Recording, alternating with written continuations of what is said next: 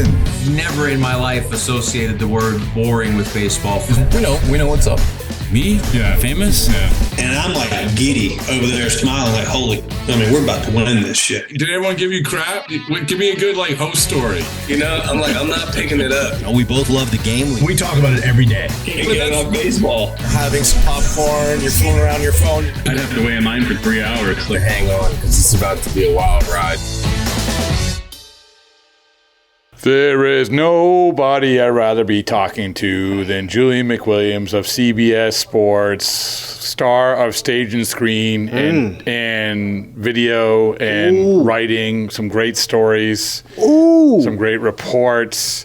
And now we're sitting here talking about the great game of baseball, which he also is the host of podcast. I think it's still in existence. Yes, we are. We have a guest coming next week. I heard. Put that on a T-shirt. Yeah, we have a guest next week. Yeah. The eye test, of course. If I had to, here's the thing. If I have to power rank the podcast under the baseball as a boring umbrella, it's a tie for first with Play Tessie and Pitch and Moan. Ooh. You got to earn your way back up. Listen, it's coming. You got to earn your way back. It was just a little bit of a sabbatical. Yeah. There's nothing. You enjoy the art, the media. I do. Podcast. Yeah, I do. Yes. It's just contract year I'm in right now, so I got to lock in. Oh, all right. Okay. Well, you have to pick your poison. You're also in this contract year. Yeah. Oh, yeah. You're right. You're right. All right. Hey, listen. We just came off a field where we saw ball players walking around. We just had a great conversation with Cody Bellinger about his bat, his baseball bat, and how he has used little things like that. I think both you and I were like, this is what we want to know. Have you used the same size bat? He said yes, but he's used different models of it. Different knobs, skinny knob. The skinny barrel or skinny pan knob, I guess because of knob, What did right? you? What was your bat of choice? I was a skinny knob guy. I didn't like the thick barrel. I didn't really feel like I had the girth in my hands for that. Well, I like the powering through. So I like to yeah. So the problem is I also like the skinny handle. Yeah, but skinny the problem handle. is that if you get jammed, that's a terrible feeling. It hurts. You're just like, why couldn't I have had a thicker barrel? If you get jammed with a skinny handle, you're just regretting it all the live long day. Yeah, you're regretting it. But then again, it's kind of double-edged. I mean, with that, you can also get jammed with the thick barrel because, it doesn't hurt as bad, but I feel like I just got the bat through the zone quicker with the skinny barrel. Listen, but it doesn't matter now. Yeah, I'm looking forward to your interview with Louisville Slugger people for the eye test. Yeah. All right. All right, I told you, I was thinking one of the things that I talked to Ottavino a little bit about this, but it came up because of Juan Soto. And it is one of my favorite topics of how smart baseball people don't understand some things that are so obvious. Smart people. Yeah. Well, I'm sure they're smart in some way. I got the scientists. I got a C- in French but I think I can build a baseball team. Yeah. So I do think that it's interesting. One thing that every lineup has to have is at least one, probably two, preferably three. But let's say one. Oof. One guy. I think three's pushing it. Yeah, okay. But the one guy who is just the alpha, who is the guy, and isn't just in name only, but the guy that the opposing team, knows that it's coming, knows that it's coming around the corner, and you're worried, and you're game planning, and you're bobbing and weaving all the way up into it because you have to face that guy, and it just changes everything. And then obviously that guy sets the tone for the next guy, So we have a perfect example of this, I think, was the World Series, Julian, last year, where the Dodgers have that guy. They have a couple of those guys, but they have, let's say, Ohtani. And you don't think for a second that in that ninth inning that the Blue Jays were obviously Miguel Rojas, they weren't worried about Miguel Rojas at number 9, and it burned them. But everything they were thinking was, how do we get through that one guy? And even the year before, when they faced the Judge and Soto Yankees, the Dodgers have the Vlad Guerrero. Here comes Vlad. You have to get through him. So anyway, all I'm saying is that can we please start understanding that if you're building a team, you have to find that guy. So you don't believe in like what's it called, roster flexibility? No. I forget another great example. I forget another perfect example as we sit here. Juan Soto. Yeah. I mean, he's been out. Obviously, he's getting some running in today. But look, I mean, I think it's hurt that lineup because if you look at that lineup, Lindor's never really been that guy in a lineup. He's a really good player, but he's never been. And I've been hard on Lindor for the last year. That's all right. No, he is what he is. He is what he is, right? Like, but like Soto, it's just like the attitude that comes with it, right? Like the sort of the moxie. Like the same thing with Guerrero. Judge, doesn't have the attitude, but he has the presence. The presence, yeah. And it's you see it. It's contagious throughout an entire lineup when you have that one guy that you look to in a lineup. But Philly, Schwarber's that guy where I think Harper was that guy. I think that this interesting with Philly is that I think they're on their last leg of whatever they have left now with Schwarber and Harper. But for a long time, those two guys were those two guys. And if you look at any lineup, like we were at the World Series, we knew what it was, but we were saying, hey. We weren't thinking about Miguel Rojas either. We're like, this is it. No. This is the World Series right here. Everybody, Ohtani, and I think the at bat before that, would he fly out like to deep? I think, or the at bat after that, I don't know. It was a long game, but those are the theatrics that you live for. That was, and I remember the Dodgers-Yankees World Series, and it was so much of. Okay, you're doing this and you're doing that, but you have to understand Soto's sitting there, Judge is sitting there. And I do think you probably have to have two guys. But if you look at the teams now. Case in point, Soto was that guy in that postseason. He sent them to the World Series. There's no question. And I think that that's why I said like that Soto trade for the Yankees was a good trade. Like 100%. They made it to the World Series in large part because of that exact dynamic. And they aren't. And so I'm going to retract my statement a little bit. I do think you need, if 1.5, preferably two. Yeah. Because the Soto, Judge, for sure. Ohtani, Freeman, Vlad, used to be Bichette, whatever. Vlad, yeah. But that might be part of their problem right now too, Rob, is that they don't have that second guy that you're looking at and like, okay, how do I get through this guy? Like you saw when Bichette came back, like they had a great run to the World Series, but you saw when Bichette came back to the lineup, he completely changed the dynamics of that lineup. And he hasn't. Springer, right. Yeah. Springer would be the guy with Vlad, and then you drop in Bichette. Yeah. I mean, Springer, albeit he's getting a little bit old, but last year he was that guy. Like he sent them to the World Series for Christ's sake. Well, it's all right. So you're in the rocking chair, but think about the teams that are doing well right now, right?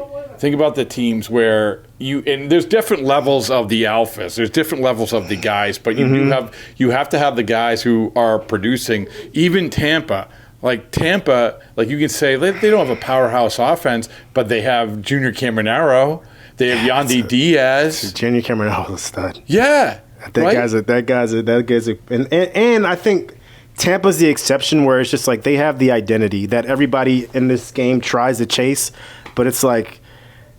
That thing is built up from the minor leagues up for like 20 and 30 years, right? Like that's like an institution, and they still get guys. But they also still know that it needs that one sort of dependable guy that that you're going to have to deal with. And I think Yandy Diaz is probably a guy that people sleep on a little bit, but he's sort of like those are the. He comes here every year and he kills these guys. Yeah, and so, but you look at the teams that are doing well. Go up and down the most bizarre division in the history of baseball right now in the NL Central, where every team's over 500, but that's even the teams where have the lower payroll. Yeah, they have guys. Yeah, like O'Neal Cruz he's having right, a really good year. Yeah, he's having a great year. And they were banking on him being that guy. And the good thing about that, and this is another example.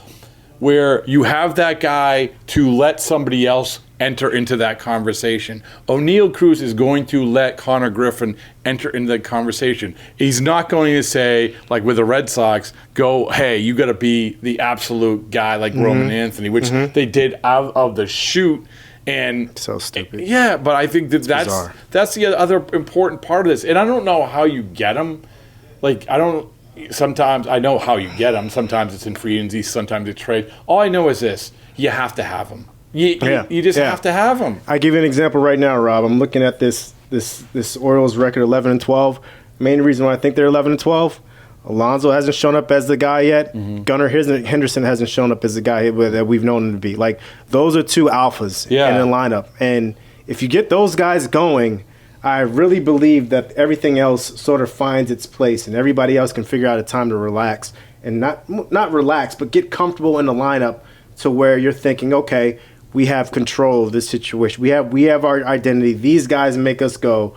Let's go. And I think that's probably why the Yankees, when they're going, sometimes to a fault, I believe, particularly with Judge, is if he's not going well, the lineup doesn't go well. And that's what Soto became in as that sort of that. That's why, to your point, having that second guy in a lineup is so paramount to a team because you look at the team and its dynamics. Like, yeah, you're going to go through cold streaks. It's going to happen. But what's the other guy that's going to pick it up, right? Like Judge didn't play. Well, that's why they're so dependent. They're dependent, and that's honestly why a guy like Bellinger becomes important. That's why you signed. They knew that they can play. They play games in the off season, and whatever, they're bobbing and weaving through the off season. But they knew how important Bellinger was for that exact reason. He's not Juan Soto, but you have to have something who is at least a semblance of that. Rob, anybody can get on a heater. Yeah. But the thing that I most look for in hitters is when you're not on a heater, what do you do to survive the storm? That's the key to a hitter for me. Is like not when you're going well and the ball is a beach ball and we're looking at this and we're saying, geez, this guy can't get out. Everything he's swinging at just seems to be, even if it's not a strike, he's squaring it up.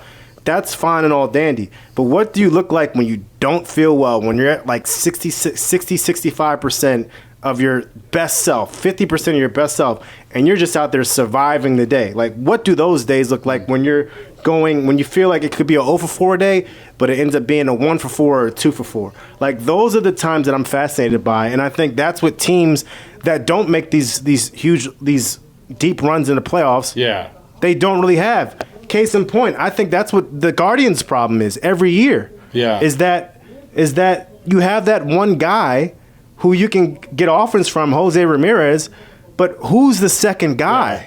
Who's the second guy that you have? Like in the year that they did have that was what? 2016, 2015 when they made the World Series.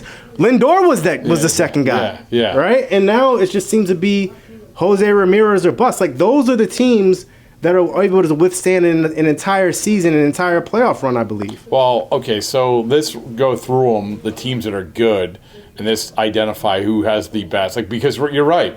This is one thing that we forget.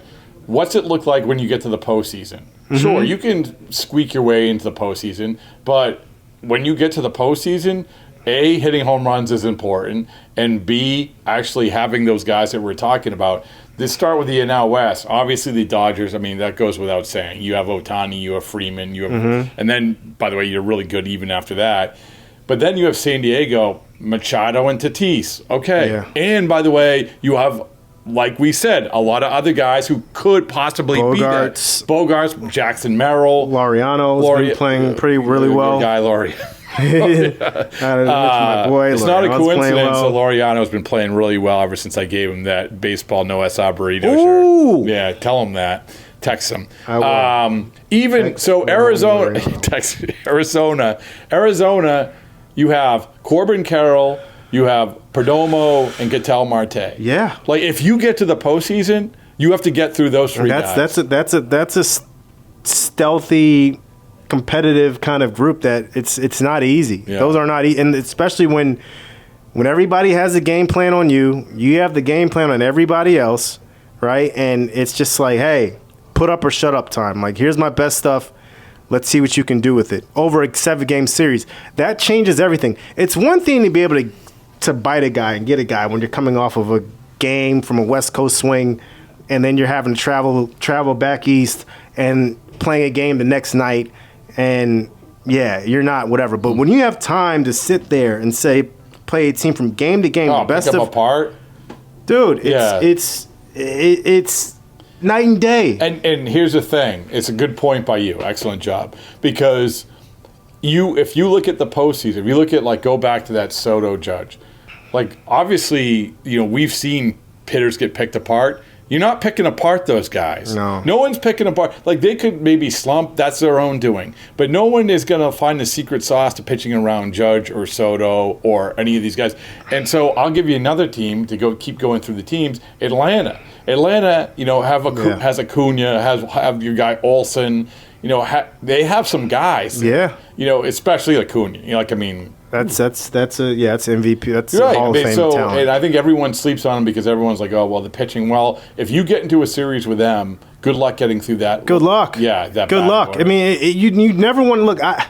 As much crap as I've given the Padres over the years, that's not a team that you want to see in the playoffs, no matter who you are, because talent for me wins out more than anything. Right? You can talk about chemistry, fine, yes, that matters when in a regular season. But if we're talking, say, a la WBC, when you're looking at the DR lineup and you're saying, holy cow, like there are no holes in this lineup, it may not work over the course of a regular season, but over the course of a playoff run, that's scary. Like, you don't want to see these teams in the playoffs. And I'm sure Andrew Bailey or, Matt, whatever his name, who's the pitching coach for the Yankees? I forget his name. But yeah, like, or Matt Blake. They don't want to see these guys either. Like, you have to go through the gauntlet to get through these guys. I'll give you another team that right now I think as we sit here, they're in first place. Is your Athletics? Ooh, right, dude, right, top 5 offense in baseball. And keep in mind, Brenton Rooker's not even playing right now. No, and he's hurt. But you have Nick Kurtz. Yep. And Shea Langoliers. You go through that entire lineup of guys when Rooker comes back. By the way, Jacob Wilson, right? Jacob Wilson. Like, I wouldn't call those guys alphas. No. But here's the thing. But I would certainly say Kurtz and Rooker. Like, right. Okay. So I know this is a national podcast, but I'm just sitting here right now and I'm just saying, name one guy on this team that's a Nick Kurtz or Brenton Rooker. You're talking about the Boston Red Sox. We're sitting here at Fenway Park. Yeah, there's not one. There's not a Wilson Contreras. Like, it's not one. Well, to your point, I mentioned Jacob Wilson because what that allows you to do, you don't have to go out and say Jacob Wilson has to have a big game today. No one's ever said that. You know why? Because of those guys that you mentioned before. Yeah. And meanwhile, you have other teams saying, we got to have something from somebody, anybody. Yeah. And there are other teams like that. Like, you need pitching, but I think that ultimately home runs are important. And having the threat of somebody is important. I began this conversation because I can never get past the teams that we see in the World Series having this dynamic. I friend of the show, Xander Bogaerts, we just mentioned him. And I always go back to this. It's like, he was talking about Rafi. Mm-hmm. And he was just saying, like certain people are like, I'd much rather have so-and-so in this situation. I think it was like Verdugo or something like that. I'd much rather have Verdugo in the clutch than Rafi, up at a time, because Verdugo puts the ball in play and yada yada.